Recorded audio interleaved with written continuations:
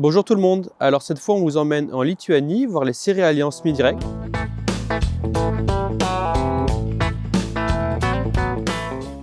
On a eu la chance de faire une intervention en Lituanie début mars pour l'association d'agriculteurs locaux sur la fertilisation des plantes. Et donc on a profité pour vous ramener un petit peu d'informations techniques. On a vu en premier lieu Patrick qui est français, qui est à Mariempolé, qui a 1500 hectares plus 1500 hectares de prestations avec un système ACS TCS en strip-till avec des semoirs Mzuri que vous voyez à l'écran. On a ensuite rencontré Pierre qui nous a accompagnés tout au long du voyage. Pierre qui est expatrié là-bas, qui est français, qui a fait le traducteur. Et cette vidéo va être principalement consacrée à son système. Il est en petite terre, près de la mer, vers Plungé, sur des terres plutôt sableuses. Ensuite, grâce à Pierre, on a rencontré Gytis, qui est vers Radviliškis, qui a 400 hectares, passionné de conservation des sols, comme vous voyez sur sa voiture. Et lui, il a un système assez intéressant avec beaucoup de cultures porte-graines et légumineuses pour baisser au maximum la fumure azotée. Ensuite, on a rencontré un troisième agriculteur, Vitaotas, qui est lui vers Joniškis, plutôt sur des bonnes terres, hein, autour de 90 quintaux en blé, c'est ce qui se fait là-bas, hein, dans cette zone-là.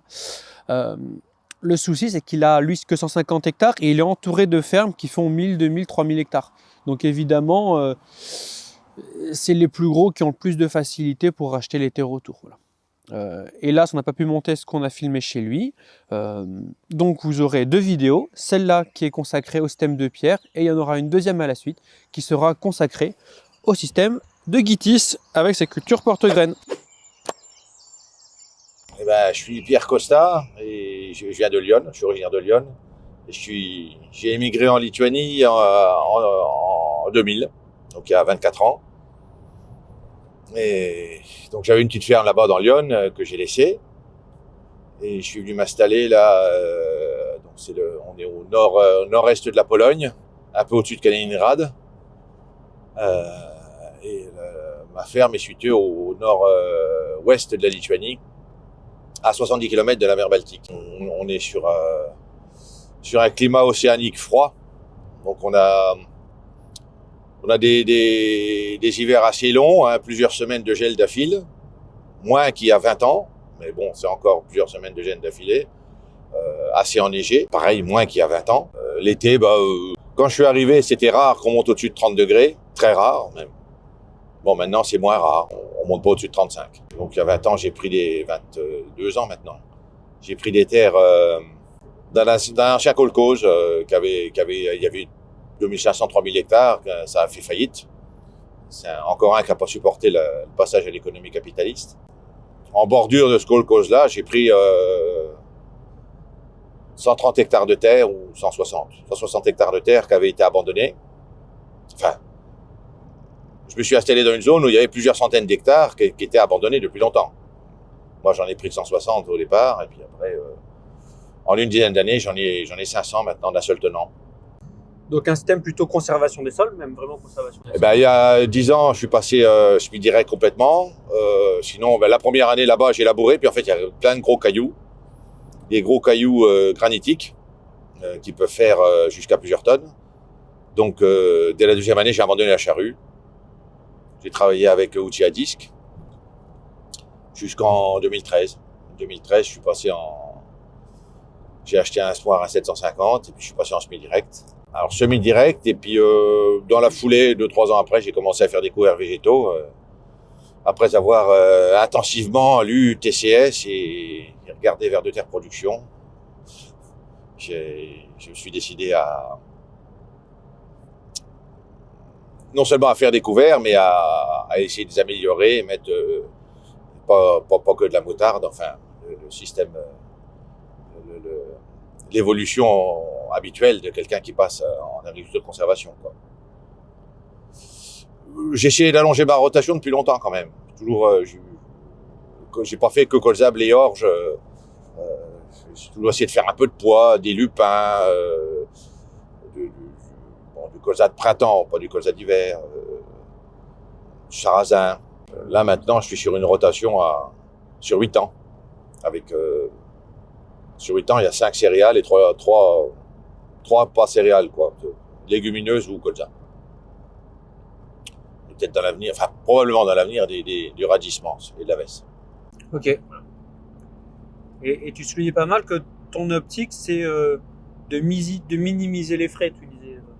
Alors, ma philosophie, celle que je dis aux Lituaniens qui me regardent ébahis, c'est je résume ça comme ça, de mettre peu et récolter suffisamment. Ça veut dire qu'il faut une petite dose d'humilité, quoi. Je cherche pas à maximiser le revenu, ou même pas à maximiser le rendement, faut en récolter assez et surtout pas faire de pertes. Donc, en mettant peu d'engrais et de produits chimiques, en investissant peu sur ces postes-là, il n'y a pas besoin de récolter beaucoup, quoi. La mécanisation, ça va avec. Bon, le chemin direct, ça permet quand même d'économiser pas mal de frais de mécanisation, surtout quand on a les terres usantes. Et donc voilà, je ne fais pas des rendements extraordinaires, mais je n'ai pas de frais jusqu'à présent. Et par exemple, pour nous expliquer comment tu travailles, si on prend un bout de la rotation. Jusqu'à présent, j'ai essayé de faire du colza. Donc, je ne sais pas si je vais continuer à faire du colza. Cette année, ce sera du trèfle à carnat à la place pour faire de la semence. Mais disons colza, blé d'hiver, blé de printemps, une légumineuse. En ce moment, c'est lupin, ouvesse ou févrole. Okay. Blé d'hiver, blé de printemps, encore une légumineuse, blé d'hiver, et on remet un colza où ce sera le trèfle à carnat ou peut-être de la semence de radis. Voilà. Et par exemple, si on prend un colza, comment tu le manages du semis à la récolte? Déjà, tu sèmes à quelle date un colza ici? Faut qu'on le sème jusqu'au 15 août, c'est-à-dire en plein pendant la récolte de blé. Donc, ce qui pose déjà un problème. Il faut vraiment que ce soit... faut récolter le blé, il faut choisir une variété précoce. Une variété tardive, ça pose vraiment problème, le blé. Et puis, on sème dans la foulée en direct. Les gens qui sont pas en semi-direct, faut qu'ils aient toute une armada de matériel pour vite passer un coup de chômeurs et vite semer, quoi. Okay. Moi, je le sème, j'y mets un peu d'engrais avec, un peu de 1846, quoi. Et puis après, maintenant, on a des solutions avec des herbicides qui sont assez efficaces. On n'est pas obligé de les faire en post-semis, quoi. Okay. Comme en plus, j'ai pas trop le temps, je fais le désherbant plus tard en saison. C'est-à-dire? Ça, tu vises quel adventice les dicotes, quoi. Ok. Les matricaires, gaillets, dicotes classiques. Les graminées adventices, à part l'avoine folle, je m'en occupe pas tellement. Parce que avec une rotation qu'alterne culture d'hiver et culture de printemps, comme ça, l'agrostide, c'est la première graminée qui est devenue problématique en Lituanie dans les rotations très céréalières. Donc, moi, j'en ai des fois qui apparaissent dans mes champs, mais rien que le fait de repasser avec des cultures de printemps derrière, sans travailler le sol et avec un glyphosate au semis, elles disparaissent toutes seules. Je n'ai pas besoin de récupérer. Ok. Sinon, on commence à y avoir du lupin, mais moi, j'en ai pas. Du vulpin, pardon. Du vulpin. Je commence à entendre parler dans les régions plus traditionnellement céréalières depuis plus longtemps de vulpins un peu résistants à l'axial, quoi. Comment ça s'appelle, au DIM, là. Et donc un colza, donc pas d'insecticide, tu disais, ou très peu? On n'a pas d'altise. Les grosses altises sont déjà calmées quand ils commencent à lever nos colzas. En principe, c'est pareil, ça évolue dans les régions très intensives. Mais moi, je suis pas très intensif et du colza, il y en a peu. Donc, insecticide, j'en fais pas. Les grosses altises, il y en a pas. Il y en a même pas du tout en Lituanie, pas encore. Il y a que les charançons du bourgeon terminal pagaire. Charançon de la tige, c'est le plus problématique. Mais de toute façon, quasiment tous les ans, il a fallu que je les ressème mes colzas d'hiver. Je les réussis pas bien. Donc, ils sont souvent remplacés par des colzas de printemps et une charançon de la tige me gêne plus. Parce que le colza disparaît à cause du froid ou il souffre? Oui, l'hiver est quand même un peu difficile pour les colzas. parce que peut-être il faudrait que je mette plus d'engrais, plus de bord, plus de je sais pas quoi, mais dans la stratégie du j'aime pas trop en mettre, en fait ça va pas très bien pour faire du colza, ça. Dans cette philosophie. Il doit y avoir de ça qui fait. En plus, les années où ils étaient plutôt beaux avant l'hiver, j'ai quand même aussi des problèmes de chevreuil. Bon, tout ça additionné, ça fait que je cherche un peu à faire autre chose que du colza d'hiver à ce moment-là de la rotation. Le colza de printemps pousse bien par contre. Mais un colza de printemps qui pousse bien, c'est 20 à 25 quintaux, ça fait quand même pas un gros revenu, quoi. Et ce colza de printemps, tu le sèmes quand et tu le fertilises comment? Eh ben, on le sème début mai, fin avril, début mai, parce qu'il faut quand même, ça craint la gelée tardive. Hein. Donc, je commence à semer le reste entre le 10 et 20 avril, plutôt le 20, et puis je finis par le colza, quoi. Et pareil, j'y mets 100 kg de 1846. Après, j'y mettais 120 unités d'azote jusqu'à présent, mais je pense que c'est trop. J'étais resté calé sur 120 unités pour faire 25 quintaux, mais il pousse quand même plus tard en saison, il pousse une partie sur l'été, presque. Donc il doit y avoir de la minéralisation plus que pour les autres cultures, quoi. Donc je pense que j'aurais diminué. Au niveau insecticide, pour l'instant, les semences, on arrive encore à avoir des semences traitées, donc on n'a pas d'altis. Sinon, il y en a beaucoup, d'altis au printemps. Mais avec les semences traitées, ça va. Et puis, les mélijets. Les mélijets, pas tous les ans. Il n'y a pas besoin d'être traité tous les ans, mais il y a souvent des attaques carabinées. On est obligé de passer avec un systémique. C'est encore autorisé. Je ne sais pas pour combien de temps. Et puis, fongicide, j'en fais pas. C'est un tort, probablement. Je sais pas. Okay. Je dis c'est un tort parce qu'à la fin du cycle, on voit des taches pas mal sur les siliques, quoi. Et après un colza, il y a quoi comme culture? Ah ben, du blé d'hiver, hein. Ça, c'est okay. Comme chez nous. Donc le colza, ça se récolte quand et tu sèmes quand le blé d'hiver? Ben, on le récolte pour faire un peu plus de rendement. Je choisis des variétés tardives, donc je récolte mi-septembre. C'est-à-dire que le blé devrait déjà être semé, en fait. Ok. Donc peut-être là, j'ai acheté une andaineuse et ça ferait partie des solutions si je fais du colza de printemps, de le mettre en andin et puis avancer d'une semaine ma date de semis de blé d'hiver, quoi. Parce que donc tu te retrouves à semer fin septembre ton blé, c'est un peu tard, quoi. Et ben voilà, c'est bon, il survit si tu veux, mais s'il pouvait faire plus de masse avant l'hiver, ce serait mieux.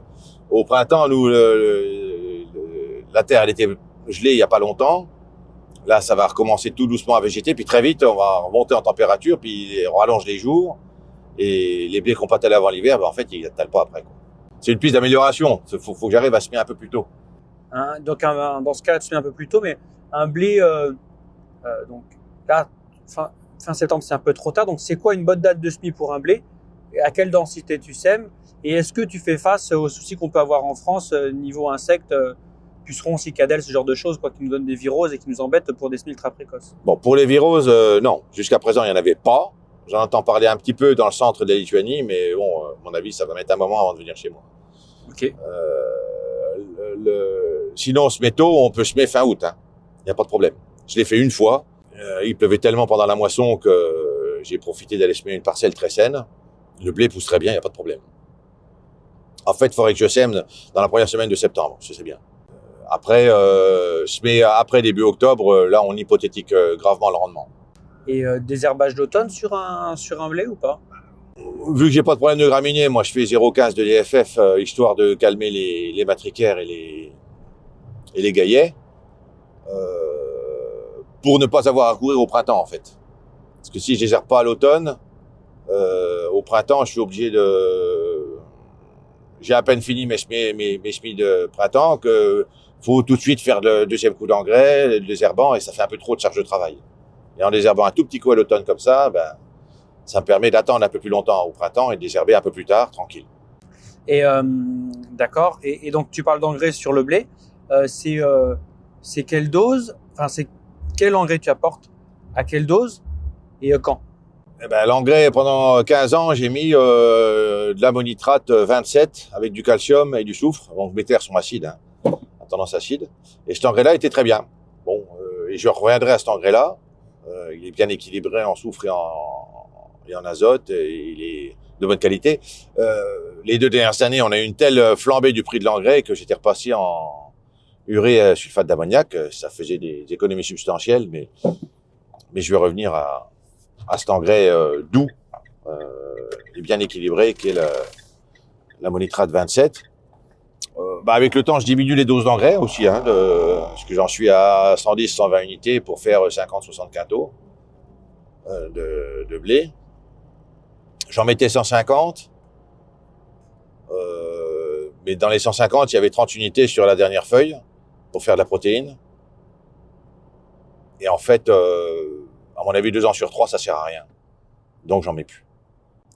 Ok. Et donc, comparé à la France, vous faites les apports sont assez tardifs en fait ici. Le premier, deuxième apport sur un blé.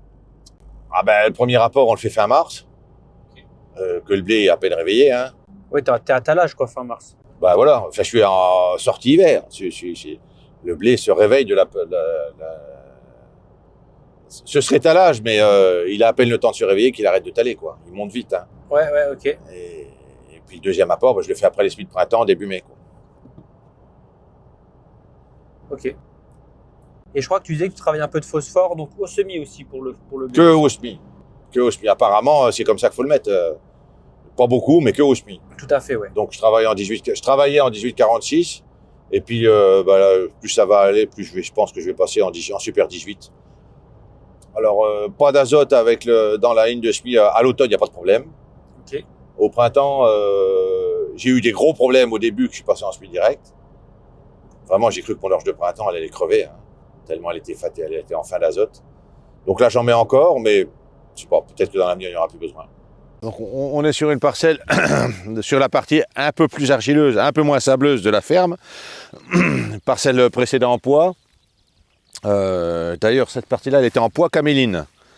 Où j'avais mis 4 kg hectare de caméline, c'était trop, j'ai fait 15 quintaux de pois. Au moins, ils étaient faciles à récolter, c'était au moins ça. Et donc, on a regardé la structure, ça va depuis le début que c'est la 4e fourchée qu'on fait. On a l'air content, on est content de nos profils, on n'a pas de compaction en profondeur. Bon, j'ai une terre sableuse, donc j'ai pas énormément de vervétaire, mais je suis très sableux. Moi, je suis à environ 70% de sable partout. Je constate que mes blés, ils sont un peu petits, ils sont à peine assez développés. Ils pourraient être plus développés pour démarrer mieux au printemps. Mais c'est parce qu'ils n'ont pas été semés assez tôt. J'ai semé 25 septembre, c'est trop tard. C'est un peu tard. Bon, ils sont actifs, tiens. J'en arrache une motte, là, ils ont des belles racines toutes neuves. Ils vont pousser. Mais il manque de masse, quoi. Il aurait fallu que je les sème 15 jours avant. Et les pois, tu les avais récoltés quand ? Les pois, je les ai récoltés début août. Mais bon, après, j'étais dans les récoltes de févrole, de vesse. J'étais pas encore dans les semis à mi-septembre, quoi. De radis. Et donc, il faudrait que je puisse avancer ma date de semis. Donc, il faudrait que je rembourse du monde. Là, j'ai acheté une andaineuse, faucheuse andaineuse. Donc, elle va peut-être me servir beaucoup plus que je pensais. C'est-à-dire, peut-être que je viendrai à tout endainer pour avancer globalement ma récolte. Et du coup, globalement mes semis aussi. Et donc là, ça a été semé au 750A, mais à combien de grains ? 750A, les grains, je ne sais pas. Il y a belle lurette que je compte plus en grains. Donc je suis à 220 kg hectare. 220 kg hectare à 45 grammes par grain, ça fait à 45 grammes les 1000 grains, je ne sais plus, il faut calculer. En fait, c'est 220 kg hectare, c'est la même variété que je fais depuis 10 ans. Puis à l'expérience, 220 c'est bien. C'est quoi cette variété ? C'est le Skagen, c'est une variété allemande, assez vieille, mais très résistante à l'hiver et très résistante aux maladies. Ce qui fait que depuis 10 ans, j'ai fait une fois un fongicide, c'est tout. Par contre, elle verse facilement. Donc il faut que je la régule quand c'est les bonnes années, quoi. Quand c'est les années où il pleut un peu normalement au printemps, faut que je la régule. Sinon, je les mène avec... là, il y a eu un coup de DFF 0,15, 100 kg de Super 18. Et au printemps, je refais un coup de Florazulam, un petit antidicote, quoi. puis 1 an sur 2 ou sur 3, je fais un octogon, parce que j'ai un peu d'avoine folle. Les autres graminées, je m'en préoccupe pas. Les bromes ou les agrostides, elles viennent dans le blé d'hiver. Après, dans le blé de printemps qui suit, elles sont détruites au glyphosate, au semis au printemps. Puis après, je ne les vois plus. Et fertilisation azotée ici?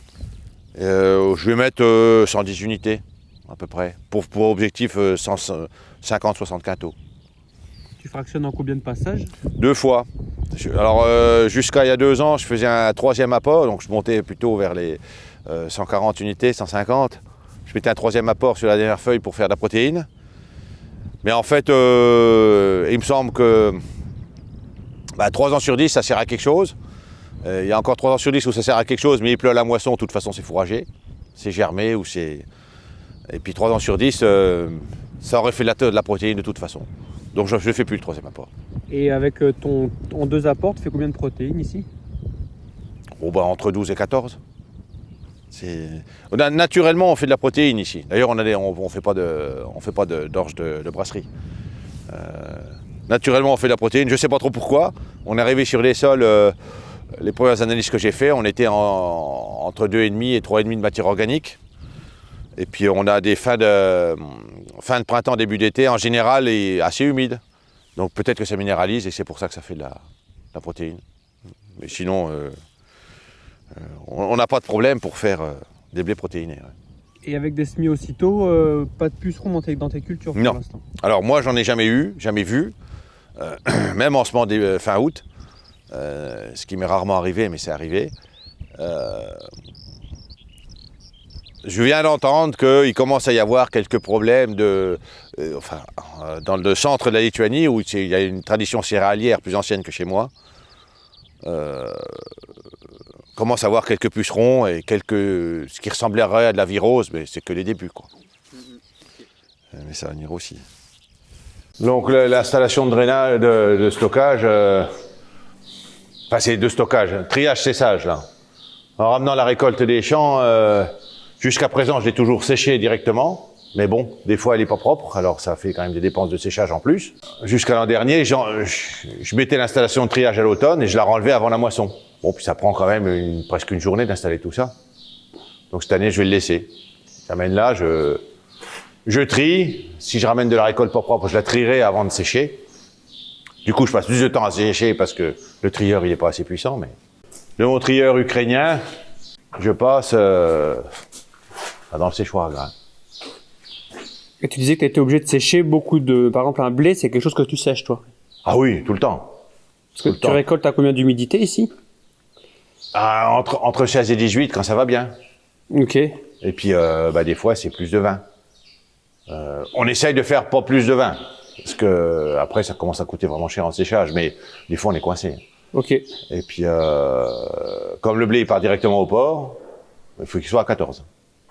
Ok. Et puis comme je ramène des récoltes pas toujours propres, parce qu'on a du ressalissement avant moisson dû au retour des pluies. Si j'ai du grain, même rien qu'à 15, il me le prendrait au port. Mais si je le stocke avec un peu d'herbe dedans, j'ai des problèmes d'insectes. Il faut qu'il repasse dans le séchoir. Soit il est à 14, 13, des fois ça arrive du champ, donc là je le mets directement dans le tas. Sinon, dès qu'il fait 14,5, allez, je le passe au séchoir. Ok. Mais donc tu fais séchoir puis trieur ou tu... Non, là, trieur, séchoir. Avant, je faisais ça. Avant, je faisais séchoir. Et puis des fois, quand c'était trop sale, je retriais pour passer l'agréage. Mais trier des déchets verts, enfin sécher des déchets verts, c'est un peu, ça fait de la consommation d'énergie. Oui. Et puis j'étais obligé de dégager la place là pour pouvoir rentrer du grain du champ, quoi. D'enlever l'installation de triage. C'est un peu fastidieux. Maintenant, je la laisserai. Et ce trieur, il te fait combien de quintaux heure? Il est donné pour 50 tonnes, 500 quintaux heure. Enfin, quand on fait 150, c'est bien, quoi. Et ça coûte combien? Donc ça, c'est un trieur qui vient d'Ukraine, c'est ça? Ukrainien, ouais. Je l'ai payé 8 000 € il y a 3 ans. Et alors, il a un intérêt... les grilles sont là. Donc, j'avais des grilles avec des boules à l'intérieur pour se trier, pour se nettoyer. Ouais. Voilà les boules. Ah oui, d'accord. Donc avant j'avais des brosses, c'était fastidieux, ça fallait démonter, nettoyer tout le temps. Là ça se nettoie tout seul, même quand c'est humide. Et puis les grilles, c'est des bouts de tôle perforés, ça coûte je sais plus 26 € pour un nouveau jeu de grille. Enfin j'ai qu'à changer ces petites grilles là quoi. Okay. On rachète des neuves, je fais des trous, et puis j'en ai pour combien, une demi-heure à rechanger les grilles quand il faut. Alors que quand t'as d'autres modèles de trieurs où les grilles, faut les acheter chez le constructeur, et puis dès que t'as pas les bons trous pour 1,5 mm, il te faut 400, 500 € pour avoir un jeu de grille différent, quoi. Alors que là, c'est 26 ou 30 €. Je sais plus. Et c'est quoi la marque d'un trieur comme ça? Le nom peut-être, si ça... C'est un BMX, c'est le modèle. Je vais te dire la marque, j'en sais même rien. Je sais même plus. Les BMX, ils sont célèbres en Lituanie, il y en a plein, donc on dit un BMX, mais c'est la marque, c'est le modèle. La marque, je ne sais même plus. Je ne l'ai même plus en tête. D'accord, ça marche. Voilà. Là, on avait rajouté une armoire de... On a mis comment ça s'appelle, potentiomètres, je crois. Chaque moteur électrique est réglable. Ok. Pour ajuster les débits, que ça ne fasse pas tourner... Avant, ça tournait trop vite. Cette vis-là, donc j'étais obligé de réguler avec une trappe. Puis quand j'avais de la récolte sale, ça bourrait, le trou était trop petit. Ok. Maintenant, le trou est toujours gros, c'est juste la vis qui tourne plus ou moins vite. D'accord. Et même quand j'ai de la récolte dégueulasse, ça passe. Donc là, c'était un blé d'hiver. Ensuite, tu vas mettre un blé de printemps, c'est ça? Ouais. Et une interculture entre deux. Je vais te parler du chenille sous la coupe, du chenille découvert, parce que comme on a trop de poules pendant la moisson, on a des problèmes pour semer des couverts souvent. Ok. Donc j'ai solutionné une partie en adaptant sur la moissonneuse un système de semis qui est pas sous la coupe mais qui est sous la moisse-batte, avec une trémie que j'ai mis à l'arrière de la machine, c'est ce qui m'a permis d'avoir pas de gêne autour de la coupe, pour avoir toujours une bonne vision sur ma coupe, et une grosse capacité. J'ai 500 litres là, de trémie. Donc quand j'arrive dans mon champ, ça me prend 2 minutes. Bon, je vais le faire pour montrer. Hein, j'ai un système là de... Je les prends comme ça. Hop. Je la mets là. Là. Et voilà. C'est les chaussettes. Et là, je suis prêt à semer. Donc mon grain, il est soufflé, il tombe là, sur la terre, et il est recouvert par la paille qui est broyée. Et donc satisfait, pas très satisfait de l'outil Alors, c'est très maniable. J'ai même mis un bouton sur la... comment ça s'appelle ça ? Enfin, quand je relève la coupe, ça se coupe tout seul. Et donc, c'est maniable. La trémie est assez puissante. Je peux semer 100 kg hectare, 200, ça les pousse. Donc, j'ai même semé du blé avec un peu, d'ailleurs du colza d'hiver. Bon, ça n'a pas très bien réussi. Mais c'est assez souple. Et ça se conduit bien, même autour des poteaux. J'ai rajouté un rétroviseur, ça se bloque, ça se cogne pas, c'est bien. Après, ça lève pas trop mal, mais pas très bien. D'accord. Donc, dans mon cas, où j'ai souvent des problèmes, des années pluvieuses, où j'arrive même pas à repasser avec des déchaumeurs derrière pour après la moisson, c'est très bien parce que au moins je sors de mon champ, il y a des graines et j'aurai un minimum de couvert. Ce serait mieux de repasser un petit coup de déchaumeur derrière, je pense. Donc j'ai acheté un déchaumeur cette année, mais ça fait 6 ans que je fais comme ça. Ça fait 6 ans qu'on nous donne des primes pour faire des couverts. J'ai touché mes primes tous les ans. Il n'y a pas eu de problème. Ça en fait suffisamment.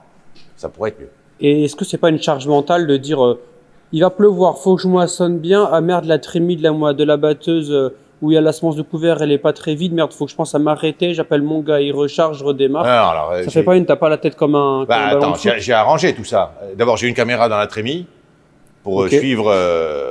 Pas besoin d'avoir de calculer. Je regarde ce qu'il y a comme grain dans la trémie tout le temps. Donc ça, je gère le remplissage en sachant combien il y en a dans la trémie en visuel. Donc à la hauteur où elle est, là par contre, il faut un télescopique pour la charger. Ça me prend 2 minutes 30 pour la charger. D'accord. Donc c'est vraiment pas excessif. Après, ça dépend ce qu'on sème, mais c'est entre, je sais pas, entre 2 et 5-6 fois par jour. Ok. Donc c'est pas, voilà. Donc bah, si tu fais 5 fois par jour, 2 minutes et demie, ça fait quoi? Ça fait pas grand chose, quoi. Ça prend pas beaucoup de temps. Donc non, la charge mentale, il n'y a pas. Parce que j'ai qu'à regarder sur mon écran s'il y a du grain ou pas. Et puis comme j'ai 2 gars qui mènent le grain, il y en a toujours un au bout du champ pour me lever. Je m'arrête au bord du champ. Ça me prend très très peu de temps. Et à combien tu chiffrerais l'investissement? Enfin, combien ça t'a coûté en temps de travail, en argent, entre la trémie, la ferraille Oh, bah, la ferraille, c'est presque rien. La trémie, bah, je ne sais même plus combien ça vaut maintenant, une trémie comme ça. C'est 7-8 000 euros, 10 000 peut-être. Ok. Après, il a fallu se casser la tête pour faire les branchements hydrauliques. Mais là, le fabricant de la trémie m'a aidé en contactant en case pour voir si les débits d'huile, ça correspond, tout ça. Après, c'était 3-4 tuyaux à brancher, pas grand-chose. Non, ça ne nous a pas fait un investissement énorme. Et puis, c'était pas. Si on a été capable de le faire, c'est que c'était pas très compliqué, quoi.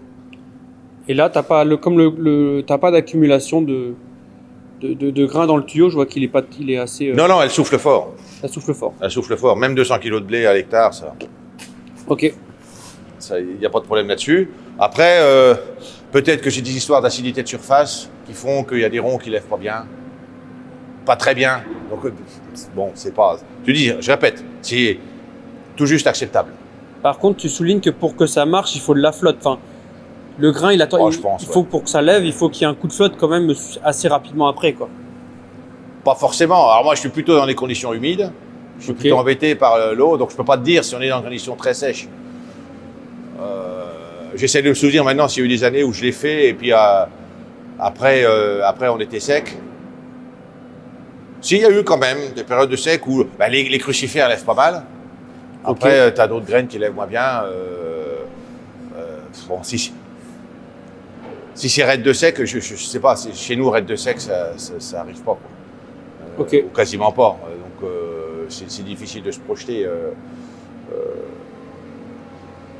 Que si on se pose qu'on est en France et que on a quand même beaucoup de temps pour semer. Le problème, c'est pour faire lever. On a beaucoup de temps pour semer. Bon, tu fais ta moisson, puis tu sèmes après, et puis ça va. Alors, il y a la théorie de dire il faut semer au cul de la moisson de batteuse, mais tout le monde ne le fait pas.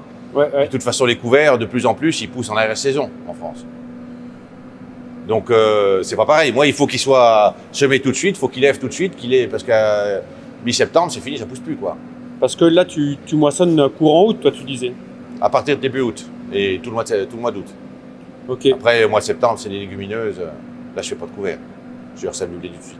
Et ce couvert à la volée, tu mets quoi comme espèce pour avoir quel investissement hectare Moi, je mets une base radis et un peu de moutarde.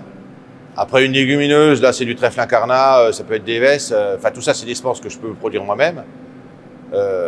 Et avant les légumineuses, je rajoute du seigle forestier. J'estime dans les 40-50 euros hectare, quoi. Si je devais, disons que c'est des graines que je produis moi-même, bon. Et ce que je coûte, c'est ce que je compte dans le coût des semences, c'est le prix que j'aurais vendu les semences si je les avais vendues. Ok. Et donc tu disais que tu as fait des essais en passant un petit coup de déchômeur pour avoir un meilleur contact terre-graine et que ça sortait mieux quand même au final. Le coup de déchômeur que j'ai passé, c'est parce qu'il y avait des trous de sanglier partout. Et bon, après la moisson, j'ai quand même passé un coup pour remettre à plat. Et là, j'ai constaté que ça a quand même mieux levé. Et ça pousse, c'est activé par le travail du sol, quoi. Ça fait plus de masse. Mon couvert fait plus de masse.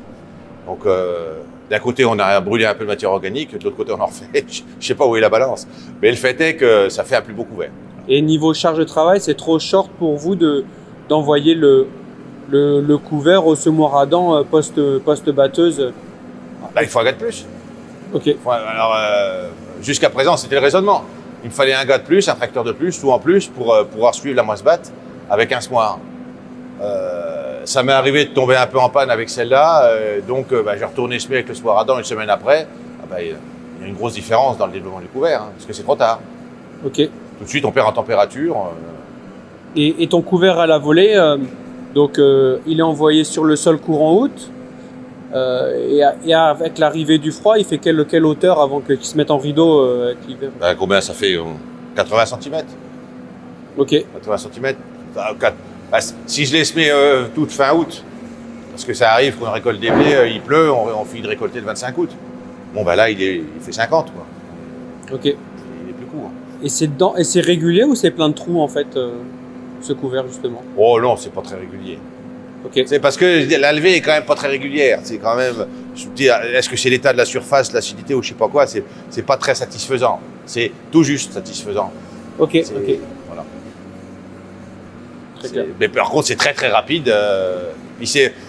Nous, on a eu, depuis 6 ans, on a eu des aides pour les couverts. Ok. Et, pendant 5 ans, quand c'est apparu l'aide pour le couvert, on s'engageait pour 5 ans. Pour une surface, pour 5 ans. Il fallait faire pendant 5 ans. Il fallait être sûr de pouvoir faire le couvert, ça veut dire. Ok. Donc avec ça, j'étais sûr de pouvoir semer et déclarer mes surfaces et pouvoir les semer. Et en cas de contrôle, au moins, tu montres qu'il y a un couvert, quoi. Ah oui, non, mais c'est tout à fait admissible comme couvert. Agronomiquement, c'est peut-être un peu juste. Réglementairement, il n'y avait aucun problème. Ok. Alors il y avait aussi, moi j'ai souvent de la pluie avant la moisson, ce qui fait que ma récolte se ressalit en mauvaises herbes. Ok. Et donc, ça m'est arrivé au tout début de balancer mon semis comme ça, puis merde, j'avais des kénopodes, peut-être quelques ronds de chien-dents, donc je repassais un glyphosate 2 jours après, ça n'empêchait pas le couvert de lever. Ok. Mais à d'autres occasions où j'avais genre quelques 10-20 arts dans un champ de 30 hectares, je les prends passer partout, tant pis, je les laissais comme ça. Et j'ai vu que les mauvaises herbes qui avaient poussé, qui avaient déjà qui étaient en fleurs ou presque montées à graines, que je coupais avec la moissonneuse batteuse, elles repoussaient, mais en fait elles font presque pas de graines. Même les mauvaises herbes que j'ai pas envie qu'elles fassent des graines, elles en font presque pas. Je les ai recoupées, elles repoussent, mais elles font très peu de graines. Bon, puis après, elles font un office de couvert. Oui, là. Donc je repasse plus de glyphosate, même si c'est enherbé, je coupe tout, j'envoie tout dans ma moissonneuse batteuse et puis je sème les graines. Alors par endroit où il y a un peu trop de mauvaises herbes, il n'y a pas de couvert, tant pis, c'est les mauvaises herbes qui font couvert. Ok, intéressant. Est-ce que tu as essayé tout ce qui était enrobage? Enfin, tu vois, on dit pour avoir un semis à la volée que ça lève mieux, il faudrait l'enrober avec de l'argile, que ça colle mieux. Est-ce qu'on est dans un... Alors attends, parce que l'enrobage, si on sème à la volée, il y a... Tu vois, si tu veux semer avec ton épandeur en engrais, l'enrobage, c'est ça qui... Attends, non, je me confonds. Avoir un nappage d'argile pour qu'en fait, même s'il n'y a pas un contact extraordinaire, que ça lève mieux. C'est quelque chose que tu as essayé? Non, ou pas que ça à faire, il faut moissonner et... Oui. Non, mais je sais pas... Voilà.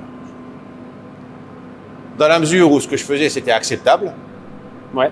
Bon, j'ai pas cherché plus loin. Ok, donc c'est très clair. Et puis, voilà, c'est à l'occasion de l'essai fortuit que j'ai fait l'an dernier que je me suis dit, je vais peut-être reprendre du déchaumeur pour avoir un plus beau couvert. En même temps, de toute façon, au bout d'10 ans de semi-direct, il y a plein de trous dans les champs, les sangliers, les machins. Il faut quand même faire quelque chose. Il faut raplanir un peu, ouais, tu dis. Ouais. Donc, il y a ça, puis il y a le printemps, il est un peu long à démarrer ici. La terre est froide, il n'y a pas longtemps qu'elle est dégelée. Donc, l'avoir déchaumé un coup à l'automne, elle est plus noire, quoi. Forcément, au printemps, il y a moins de paille. Ouais. Même si le couvert qui reste, elle devrait se réchauffer un peu plus vite. Ok. Et je pense que au printemps, j'ai un peu de retard à l'allumage, quoi. D'accord. Ça devrait activer les premiers semis de printemps. Donc, ça fait 3 bonnes raisons d'essayer de réintroduire du chômage. Je fais beaucoup de radis, un peu de moutarde, histoire de faire quelques fleurs jaunes, ça fait joli. Il faut penser à sa popularité quand tu es étranger. Donc, il faut faire des jolis champs. D'accord. Enfin, c'est ce que je pense. Et puis, une légumineuse, quoi. Donc, j'étais parti sur le trèfle incarnat, mais je pense que je vais revenir sur la vesse. Avec ma technique de semis sous la coupe, la vesse, elle lève pas très bien. Pourtant, elle est réputée bien élevée sur terre, la terre. Mais bon, moi, ça lève pas très bien. Et par contre, le trèfle incarnat, il lèverait mieux, mais je pense que la vesse, avec un petit coup de déchaumeur qui active la pousse, elle va faire plus de masse. Puis je cherche pas à faire 15 plantes. Hein. J'y vois pas un intérêt particulier. Ouais, il y a quand même pas mal d'études qui te rejoignent là-dessus, où en fait on voit que 5-6 espèces, la biomasse elle augmente plus. En fait. On peut charger le nombre d'espèces, mais comme on divise le nombre d'espèces, enfin la dose par le nombre d'espèces, pour chaque espèce, il y a toujours un truc qui sort, mais il finit sous-dosé. Et le peu qui sort, en fait, c'est la guerre entre les plantes, donc il y a trop de concurrence et au final, on perd de l'argent. Oui, d'abord choisir des espèces qui vont bien, que je peux faire des semences, je veux dire. Ouais. Et puis après, le radis, c'est la seule crucifère. Quand je sème des radissements, et je sème du blé derrière, ça pousse bien le blé. Donc je me dis que ça doit aller bien dans les couverts. Ça doit être bien un bon précédent, quoi. Une légumineuse qui pousse suffisamment avant l'hiver, que je puisse produire les semences. Et puis avant mes cultures de printemps de légumineuses, je rajoute du seigle forestier. Et donc là, ce couvert, ça sème après un blé d'hiver.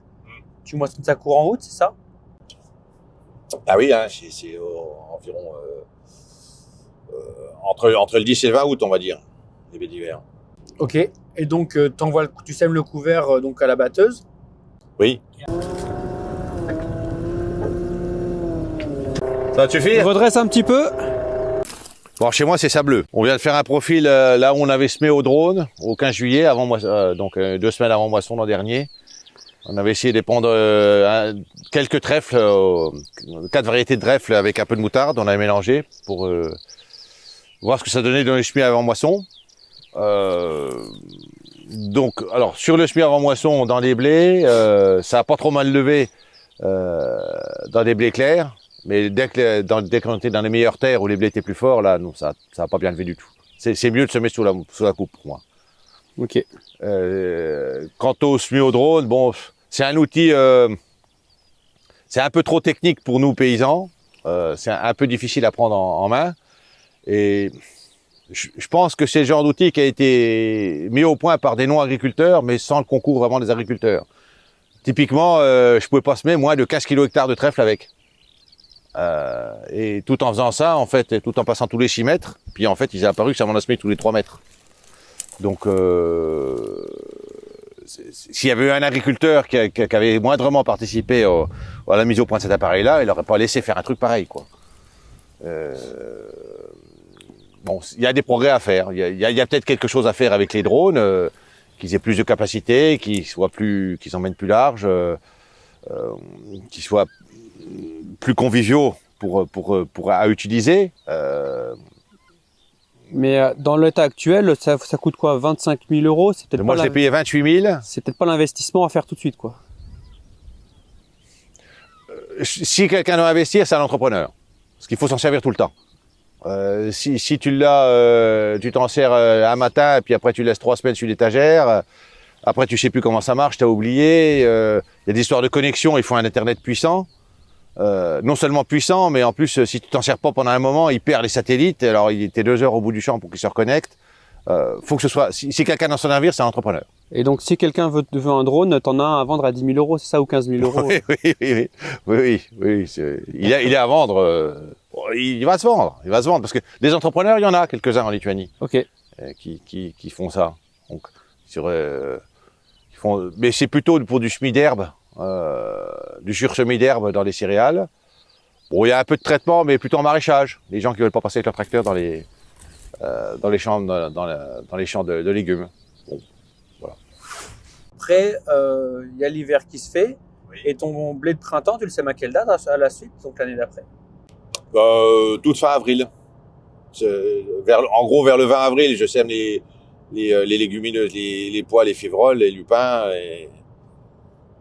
Et puis après, dans la foulée, je sème les blés.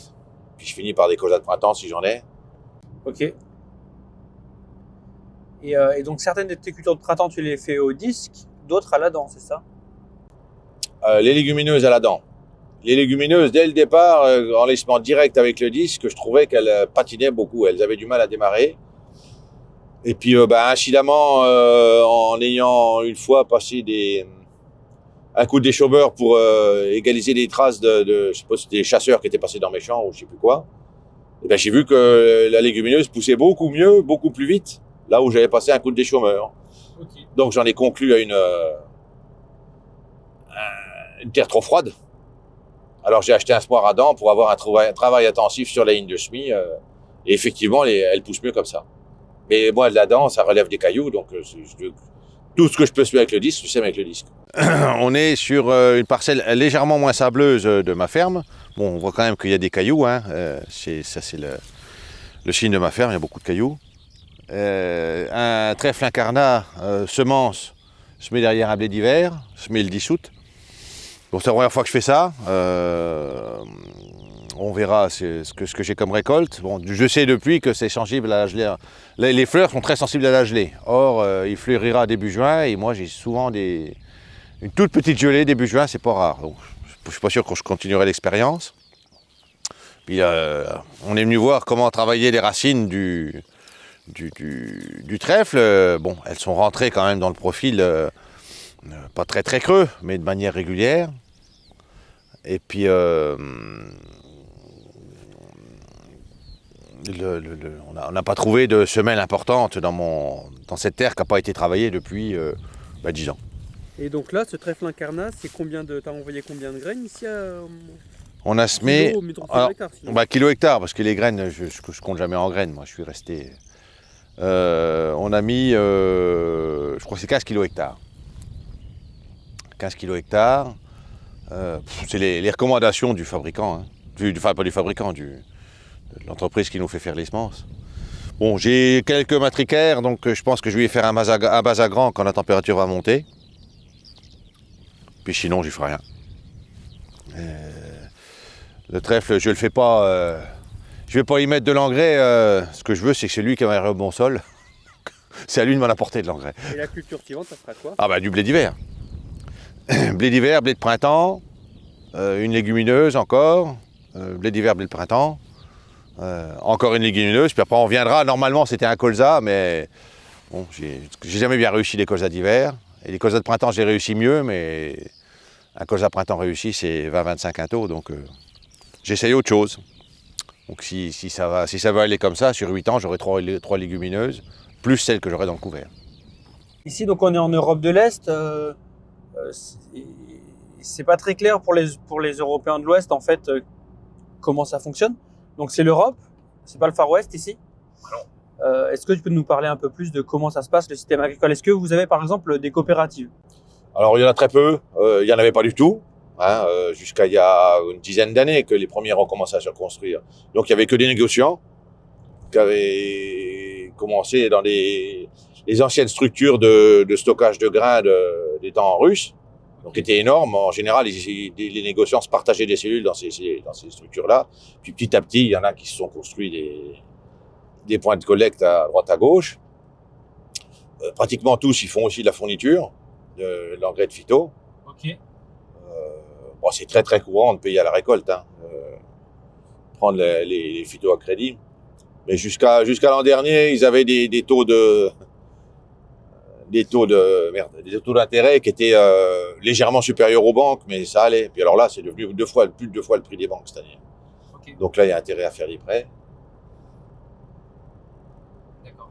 Et d'un point de vue ACS, ici on n'est pas trop ACS, hein, on est plus travail profond, labour. Ah tiens, on le voit bien d'ailleurs à droite, voilà, on voit que c'est pas de l'ACS, quoi. Voilà. On commence à avoir un peu des semis directs. Alors du semis, il y a quand même pas mal de gens, surtout les grosses fermes, qui labourent plus, ou beaucoup moins.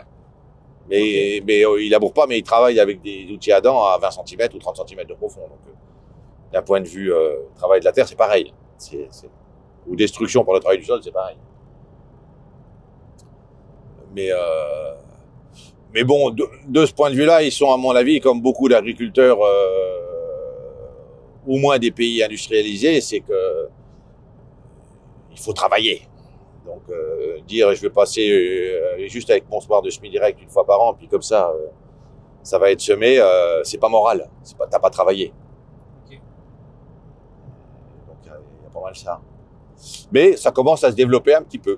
Voilà. Alors les couverts, nous on a des aides depuis, ça fait 7 ans qu'on a des aides pour faire des couverts d'hiver. D'accord. Donc il y a 7 ans, ça a été mis en route, mais à ce moment-là, il fallait s'engager pour 5 ans. Donc tu pouvais pas t'engager sur une surface importante parce que il fallait être sûr de pouvoir le semer. Et à partir de cette année, c'est par an. Chaque année, tu peux déclarer ce que tu veux. Okay. Tu vois, alors ça, c'est du colza d'hiver. qui avait reverdi beaucoup, il y a eu beaucoup de reverdissement, puis qui a été coupé très tard en fait. Ok. Donc c'est pour ça qu'on voit les tiges pour moissonner. C'était ouvert au mois de septembre, quoi. Et dans ce pays, il y a quelques spécificités. Tu disais par exemple que vous avez des quotas à l'hectare de GNR, c'est ça? Oui, alors le gasoil pour les tracteurs, depuis le début, c'est 120 litres hectare et 60 litres hectare pour les prairies. Et on peut pas en acheter plus. Donc c'est peut-être ce qui fait que j'ai jamais vu de contrôle dans les voitures. Parce qu'en fait, même si on fraude un peu, on peut pas frauder beaucoup. De toute façon, on a que ce droit-là. D'accord. Et puis après, j'ai du gasoil, celui-là est bleu, ce gasoil-là, puis j'ai du rouge pour le séchoir. Et donc on est dans l'Europe, c'est-à-dire que le niveau de vie monte, et donc en fait la main d'œuvre elle est pas si chère que ce qu'on peut fantasmer en France, quoi. Ah ben c'est devenu beaucoup plus cher. Voilà, Oui. c'est pas à bas coût, quoi, en fait. Non. On est quand même sur un pays assez riche au final, quoi. C'est pas encore au niveau de la France, mais ça y vient, on est là maintenant, on est un SMIC net qui est autour de 700 €. Donc ça fait 1200 ou 1100 € brut, quoi. Ouais. Et puis quand je me suis installé il y a 24 ans, donc le SMIC il était à 80 € par mois. Hein. Ouais. Donc ça a sérieusement augmenté. Il était tellement bas le SMIC que toute la jeunesse a foutu le camp, quoi. Il fallait que ça s'arrête, hein. Sinon il y aurait plus personne, quoi. Et toi, quand tu es venu dans ce pays, est-ce que tu as pu acheter de la terre, ou est-ce qu'un étranger à l'époque, quand tu es arrivé, ou est-ce que c'est toujours le cas d'ailleurs maintenant, est-ce qu'il peut acheter de la terre pour s'installer, ou c'est que de la loc et il faut qu'un Lituanien possède la terre dans ce pays, quoi? Alors quand je suis arrivé, j'avais pas le droit d'acheter. J'ai pu créer une entité juridique, une entreprise unipersonnelle, de laquelle bien sûr je suis le seul actionnaire, et c'est l'entreprise unipersonnelle qui a acheté les terres que voilà, bon. J'ai contourné comme ça pour acheter les terres, mais ça te fait rentrer dans un régime fiscal spécial, faut avoir une comptabilité, etc. Tu pouvais pas juste venir là, acheter des terres et puis attendre que le prix monte et les revendre quelques années après. Il fallait les exploiter. Après les temps russes, les terres ont toutes été redistribuées, soit par lot de 3 hectares à ceux qui n'avaient pas de terre avant, puis ceux qui ont pu prouver qu'ils avaient plus de terre avant, leur père ou leur grand-père ou leur grand-oncle, je sais pas exactement. Bon, ben, ceux-là ont pu avoir plus de terre. Et ceux à qui on a redistribué par 3 hectares de terre, ils pouvaient les abandonner contre une rétribution. Ce qui fait qu'il y a plein de terres qui se retrouvaient terres de l'État. Ce que chez nous on appelait avant vacants et 100 mètres. Je me suis installé essentiellement sur des terres comme ça, que je pouvais louer pour 3 ans, juste pour le montant d'un impôt foncier qui était de 1 ou 2 € hectare. Pour 3 ans, mais chaque année, je pouvais être viré par quelqu'un qui pouvait prouver qu'il avait droit à 20 hectares de terre, il pouvait les prendre là où j'étais. Okay. Donc ça représentait un risque. Mais je me disais que fondamentalement, si j'avais 150 hectares de terre comme ça, puis que quelqu'un m'en piquait 20, ben, c'était pas très grave. Et d'un autre côté, toutes ces terres abandonnées n'étaient pas travaillées. Et je pense que l'État pouvait pas les garder comme ça, non productives. Donc j'ai fait le pari qu'un jour elles seraient à vendre. Et elles ont été à vendre quelques années après pour quelques dizaines d'euros par hectare. Et voilà, c'est ça qu'a fait. Le gros coup, il était,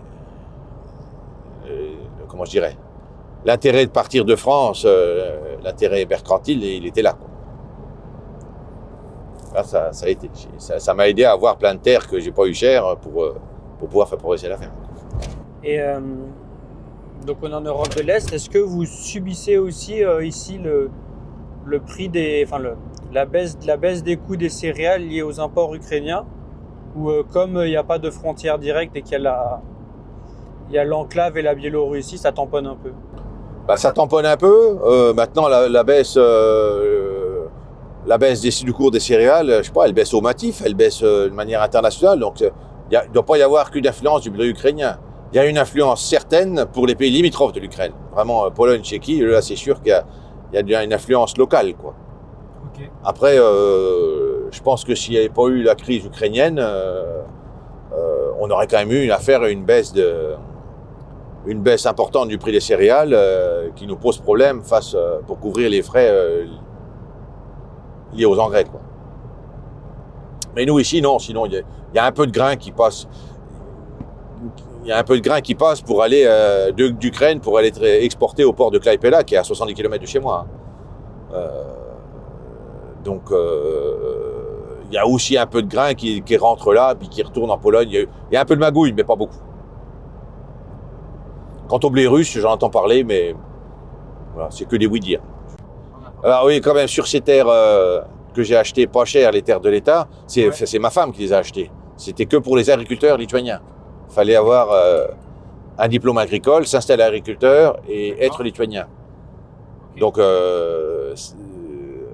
l'histoire que il y a eu un moment, on aurait pu se dire le pays s'ouvre, ça va être les étrangers vont acheter toutes les terres. Ben non, c'était un peu limité tout ça. C'était pas impossible puisque j'en ai acheté au nom de mon entreprise unipersonnelle. Mais voilà, faut faire un peu de gymnastique. Il n'y a pas eu une avalanche de capitaux étrangers qui sont venus acheter toutes les terres, quoi. Cela dit, aujourd'hui, ça vaut cher, hein. Aujourd'hui, c'est 5000 hectares, là, les derniers 6 hectares que j'ai achetés. 5000 € l'hectare, je veux dire. Ah oui, c'est pas donné pour des terres à pas très gros potentiel. Bah non, c'est ça. Puis surtout quand tu sais que je l'ai acheté presque 100 fois moins que ça. Pas 100, mais bon, en tout cas, largement 10 fois moins que ça. Quand tu es arrivé ici, quoi.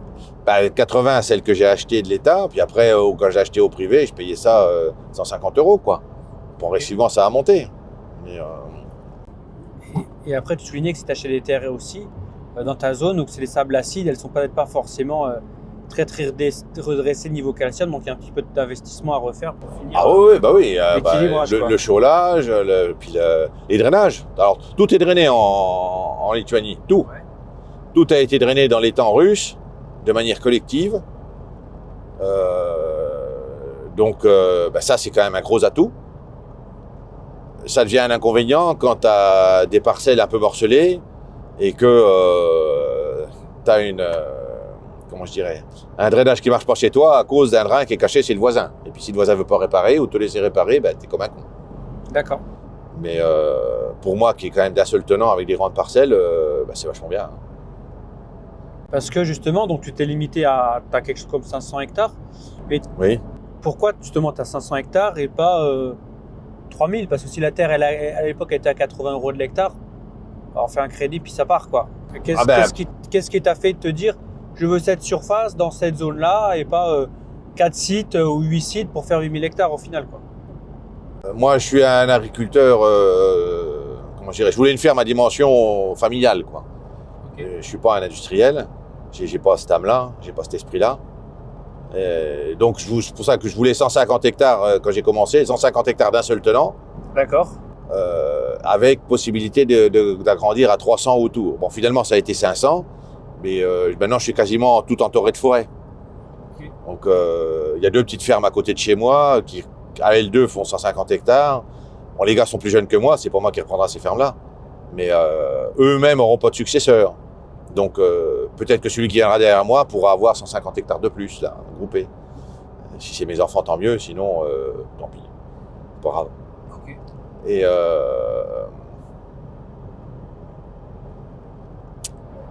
après, quand tu as beaucoup d'hectares qui sont disséminés, très éclatés, ça rapporte pas du tout pareil que des hectares qui sont groupés, quoi. Tu peux en avoir beaucoup puis qui te rapportent rien, en fait. Et les colzas, ils sont pas terribles, hein. Là, les colzas à droite, ouais. Ah, la bordure, ça va, mais bon.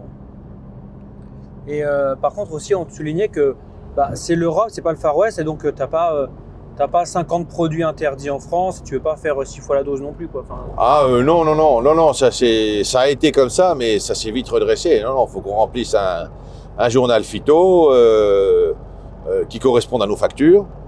Ok, donc les produits sont tracés, quoi. Ouais. Et puis puis un journal d'engrais aussi. Il y a des dates précises d'épandage de fumier, de lisier, qui posent problème d'ailleurs, parce que quand le climat n'est pas de la partie, notre ministre n'est pas souple du tout. Cette année, il y a beaucoup de fosses à lisier, de fumières qui sont plus qu'archi pleins. Les gars, ils sont allés sur la neige parce que ça tenait plus du tout. Parce qu'à l'automne dernier, il a plu énormément et ils n'ont pas pu épandre dans les dates. Puis après, ils auraient pu, mais on n'était plus dans les dates. Alors, bref. Ce n'est pas le Far West, non. Et je crois que me souvenir que Patrick, donc, qui est aussi agriculteur ici, en semi-direct, plutôt en strip-till, soulignait, il précisait que tu ne peux pas traiter l'insecticide comme ça, il faut faire une déclaration 3 jours avant pour prévenir tous les apiculteurs ont un SMS. Oui. Il y a un système comme ça, c'est quand les plantes sont... Pour un colza en fleurs, par exemple.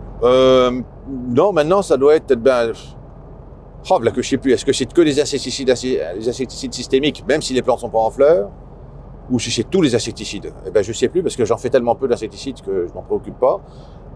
Mais je sais je me souviens d'avoir entendu parler d'un problème de traiter sur des plantes qui sont pas du tout en fleurs, et qu'en fait, oui, mais s'il y a des mauvaises herbes qui sont en fleurs dedans, ça pose problème quand même. Donc, il fallait déclarer.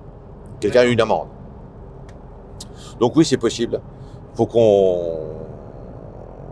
le déclarer sur Internet. Alors moi, je fais remplir mon journal phyto par un employé de ce qui correspond à la direction départementale du territoire. Ça s'appelait DDA de mon temps. Je ne sais plus comment ça s'appelle en France maintenant. DDT, ouais. DDT, voilà. Et c'est un employé qui me fait ça. Je lui envoie un SMS à chaque fois que je traite, dans quel champ, machin. Et s'il faut faire des déclarations avant ou quoi, c'est lui qui m'arrange ça. Comme ça, je suis sûr que c'est bien fait. Ok. Et encore une orge. Mais donc oui, c'est pas le Far West, tu peux pas faire ce que tu veux. Et en plus, dans un système extensif, c'est pas le but de charger comme un fou avec des produits parce que tu perds de la marge à chaque fois que tu traites, quoi, aussi. Chaque fois que tu dépenses pour faire du rendement, ça t'oblige à faire du rendement. Tu es obligé de faire du rendement pour payer ce que tu as mis. Ouais, okay. Donc, alors c'est bien sûr, tout ça, c'est pas linéaire ce que je dis, mais plus t'en mets, plus ça t'oblige à faire du rendement. Tu ne t'assures pas un rendement, tu t'obliges à devoir faire un rendement.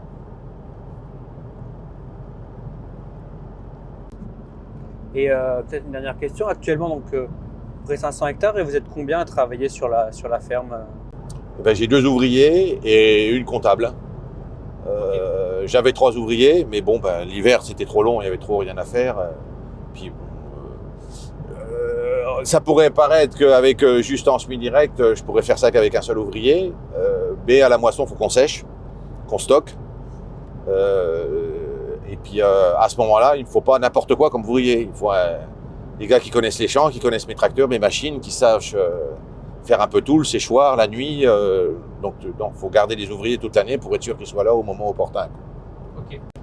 Donc, quand je suis arrivé, je me suis installé au sud de la Lituanie avec 2 actionnaires français pour créer une ferme. Et puis on a eu des divergences de vues. J'ai été m'installer tout seul dans l'ouest où je suis maintenant. Et en fait, la région où on s'était installé, c'était les bien meilleures terres. Et on me disait que celle où je me suis installé maintenant dans l'ouest, qui était une région traditionnellement d'élevage, qui l'est toujours d'ailleurs, on me disait qu'on ne pouvait pas faire de blé. Donc moi, si moi, céréalier, j'allais là-bas, j'allais être condamné, quoi. C'était pas possible. Et donc je suis allé voir sur place. Donc celle qui est devenue ma femme était de là-bas. Donc c'est pour ça que je suis allé voir sur place. Et puis en allant sur place, je traversais des régions comme on a maintenant. On voit les arbres poussent quand même. Donc, je me disais, si les arbres poussent, le blé doit bien pousser. C'est quand même pas... Si la terre était si pauvre que même du blé ne peut pas pousser, on n'aurait pas des grands arbres comme ça. Donc il fallait franchir comment je dirais, la barrière psychologique un peu, ou simplement la pression de l'entourage pour dire je vais quand même y aller. Et tu disais qu'il y avait quand même du seigle à l'époque qui n'était pas scellé aussi, non? Voilà, il y avait quand même des petits agriculteurs qui avaient quelques vaches, puisqu'ils se mettaient un petit peu de grain pour leurs bestiaux, et principalement du seigle, puisque c'était connu qu'ici on ne pouvait pas faire de blé. Et le seigle était très beau, même presque sans engrais ou quoi. Donc c'est pareil, si le seigle pousse, le seigle est plus rustique que le blé, mais si tu fais pousser du seigle dans la terre pauvre, ça fait pas des gros seigles, quoi, quand même. Voilà. Donc il y a des fois où il faut regarder un peu autour et puis prendre un petit peu de risque. Bon, c'est pas un gros risque, mais Même si tout le monde m'a dit que le blé poussait pas ici, vu les signes extérieurs, ça doit y aller quand même. Donc, voilà, j'ai essayé, puis ça... Bon, ça fait pas des miracles, mais 50, 60 quintaux, ça suffit. Et seigle, ça me fait penser aux limaces. T'as des soucis de limaces ou pas chez toi? J'en ai toujours vu, mais j'ai jamais eu de problème. Ok. Alors peut-être que si j'avais fait colza blé orge comme papa, j'aurais beaucoup de problèmes. Il y a des fermes qui ont beaucoup de problèmes de limaces ici. Depuis une dizaine d'années, ça a commencé à apparaître. Lié au gel qui fait plus le nettoyage hivernal ou rien à voir? Je crois pas, non. Je crois que c'est lié. Puisque j'en ai toujours vu. Donc il y en avait quand même, mais pas beaucoup. Et puis après, quand tu fais du colza, de toute façon, tu as des limaces. Le village d'où je viens, dans Lyon, il y avait un éleveur laitier qui avait jamais fait de limaces, de colza d'hiver. Par rapport à nous, tous les agriculteurs autour, qui étaient en colza blé orge. Ouais. Et ben lui, il a jamais fait un gramme d'antilimace. Même s'il faisait du blé, il faisait de l'orge, il faisait de l'avoine, il faisait du maïs. Et puis de la prairie, quoi. Il faisait pas de colza. Donc c'est, moi, probablement que j'en aurais eu, même s'il n'y avait pas eu de réchauffement climatique. Mais le fait que je fasse pas beaucoup de colza, ça doit être ça, qui fait que j'ai pas trop de limaces. Alors, l'histoire de biodiversité, les carabes, les trucs comme ça, peut-être ça aide aussi, mais non, j'ai jamais eu de problème. Et le mot limace, la plupart des agriculteurs ne savaient pas le dire. Quand on a commencé à en voir des dégâts, ils disaient escargot sans coquille. Il a fallu chercher dans le dictionnaire pour savoir. Même les personnes d'ici, ils ne savaient pas ce que c'était une limace, quoi.